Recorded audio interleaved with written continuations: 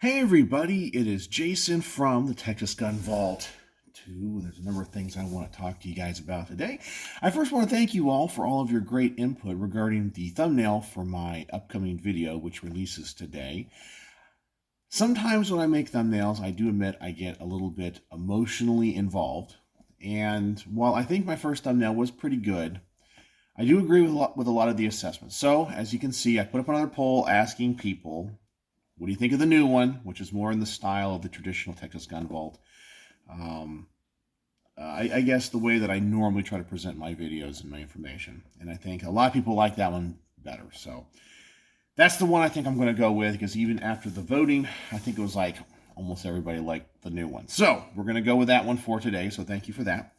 I also want to say that I have finally, or I think I've finally reached the point in my YouTube channel, my new YouTube channel, ever since getting taken down, or my original one taken down. I lost a lot of contacts. I lost a lot. Things that I still wish I could get back. Some of my older videos that represented times in my life that I can't get back ever again.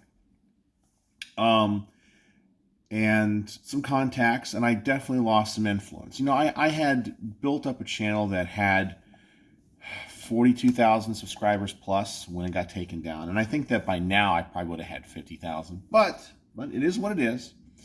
And my main channel now has almost 6,000. And it's pretty good for only, I guess, been up for a couple months. So we're going to get there. We're going to rebuild. But I got a lot of traction, a lot of people that used to follow me, the main people that interacted with me, follow me again. So that's awesome.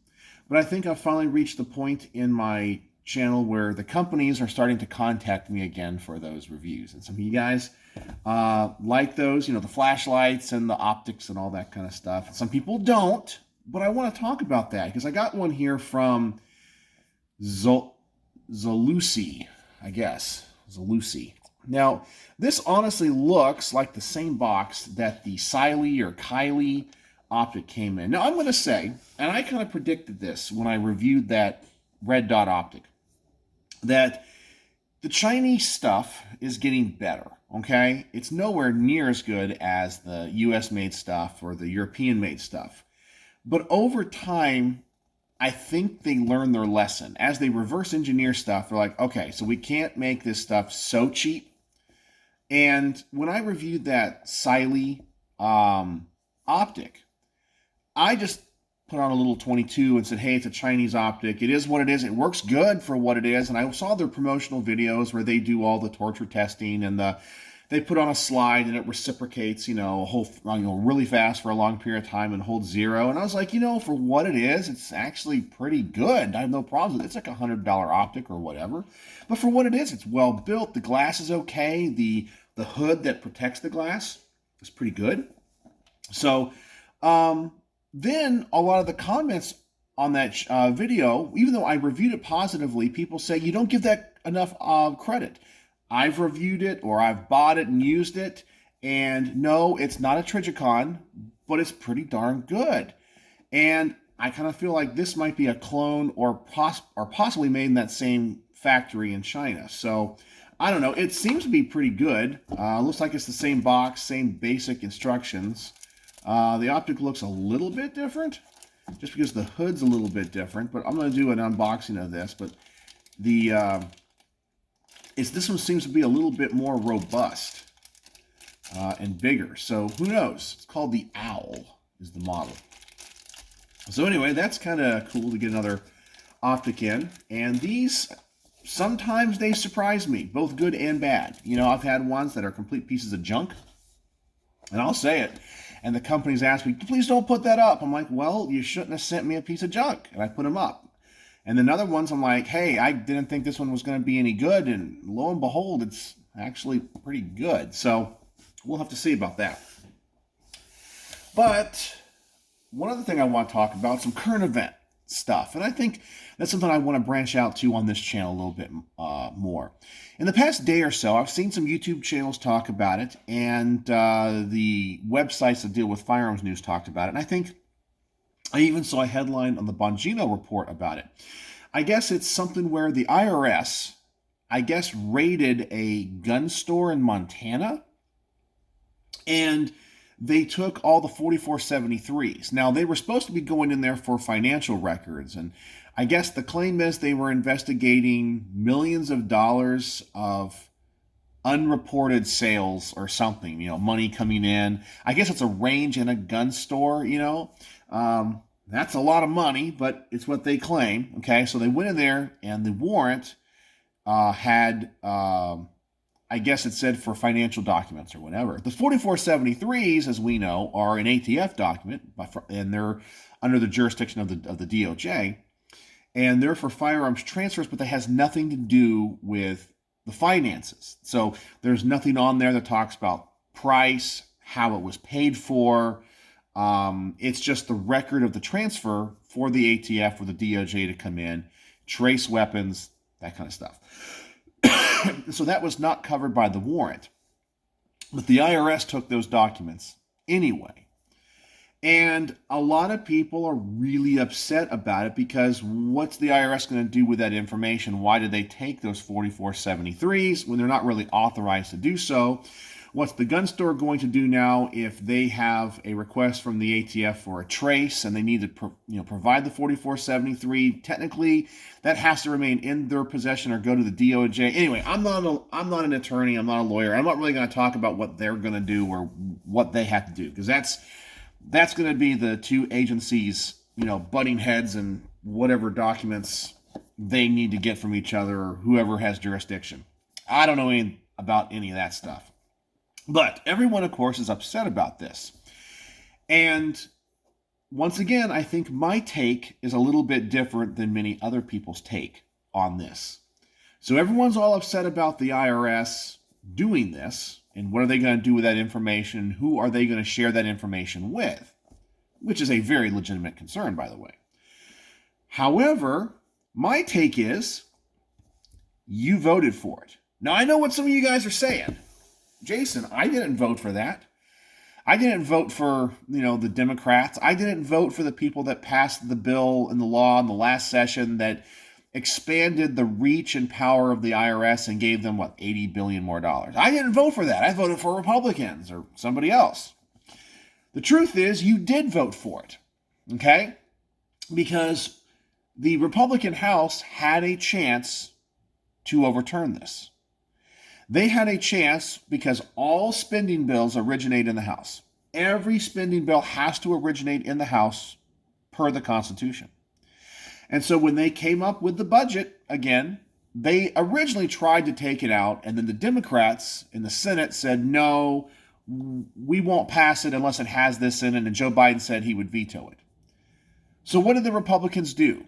The people that made sure that McCarthy was Speaker of the House, what did they do?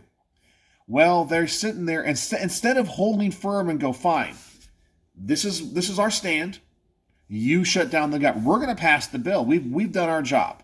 You pass the bill, and you sign it in the law. Otherwise, the government gets shut down. But what do? Every single time? The Republicans, they go, well, we can't be blamed for shutting the government down, so we'll go ahead and give them what they want, and we're just going to use it as a campaign thing later.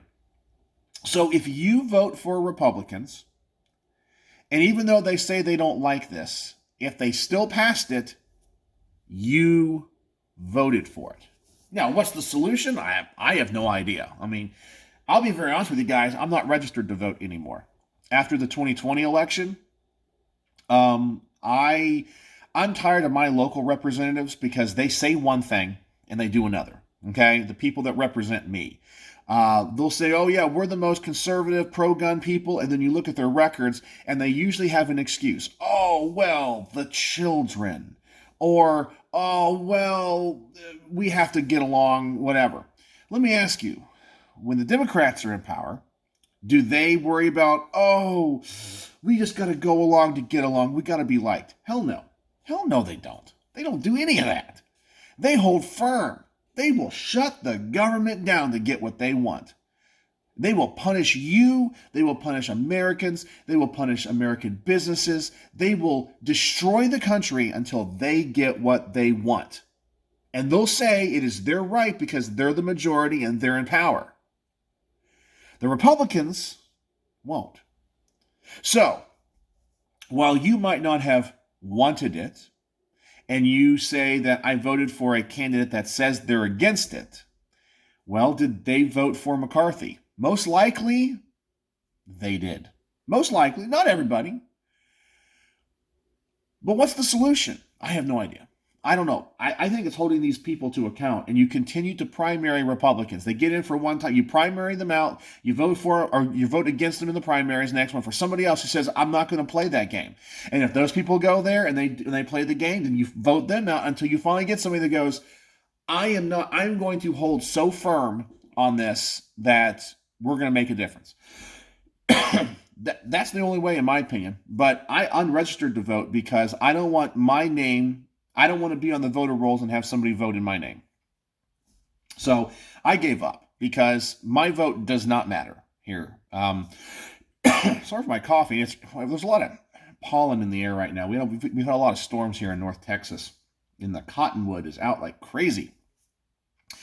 But anyway, that's what it is. You voted for it. So if you're one of those people like, I gotta vote Republican, I gotta vote for you voted for it too, okay? I'm not, putting a lot of blame on you and going, oh my God, you wanted this. But when it comes to the expansion of the power of the IRS, you voted for it because most likely, if you're in a district where you voted, or if you voted Democrat, you did. And if you're in a district that voted Republican and you voted Republican and your Republican representative supported McCarthy, and McCarthy rolled over for the Democrats on this, then you voted for it. That's the way our government works. It's a representative democracy, or a republic that elects the representatives through a democratic process. So there you go. That's how it works. And so for all those people that are upset, you voted for it. Even if you voted for a Republican, you voted for it. And that's the way. I'm sorry. I know some people don't like that take, but go and look at your representative. Hold them to account. But most people will not, because when it comes down to voting, they're going to see two choices on the ballot, the Republican or the Democrat, and they're going to vote for the Republican, which is fine. You know that you can withhold your vote. You can. You don't have to vote for either of them. Or if you have a third-party option, you can do that. I know some people are saying, but then the Democrats take control. But let me ask you, how's that any different than what we have now? The Republicans give the Democrats everything that they want. They just go at it a little bit slower. But anyway, that's my take on the IRS taking all these 4473s. It's wrong, but that's going to be a battle between the DOJ and the Treasury Department. That's them. I don't know. I feel sorry for all the people that might be affected by this. But the bottom line is, you voted for it. And I think it was H.L. Mencken that said, voters get the government that they vote for, and they deserve to get it good and hard. And that's it. You vote for people that do this, whether they give you lip service and say they won't. But when they do it, then don't cry about it, because you deserve to get it because you voted for it. And that's it. I know this is going to be an unpopular take, but it's my opinion and how I see it all playing out, and where the fingers should be pointed in blame. So let me know what you think about this. Are you worried about the IRS taking these 4473s? I'm not. I have a feeling they're just going to be given back to the gun store once they realize that these forms have nothing to do with the finances, because they don't. And by law, they have to remain with the gun store until it goes out of business, and then the DOJ would take possession. So that's what's probably going to happen. But of course, those IRS agents have no idea about what a 4473 is, So, but they went in there to that gun store and I guess raided it with a SWAT team. The IRS has all these SWAT teams now to enforce tax law. So there you go. You voted for it. And I do find it funny that the people that want to defund the police, or the party that wants to defund the police, votes and passes bills to make them a lot more powerful and give them a lot more guns. The people that say the guns are bad, they vote to give more guns to law enforcement agencies to go in and use SWAT teams to enforce their edicts. It's weird to me. If guns are bad, right? If law enforcement is bad, law enforcement is bad. That's the way it is. That's the world that we live in. It's nonsensical. But I don't know. It's this groupthink. It's this groupthink mentality. All right, so I've rambled on enough today. Thank you for helping me with the thumbnail. I look forward to reviewing this Optic. We'll see if it's quality because people like that Siley Optic, so maybe this one's very similar. And that's my take on the IRS taking those 4473s. So let's have a little discussion in the comment section below and see what you guys think. So, as always, thanks for watching.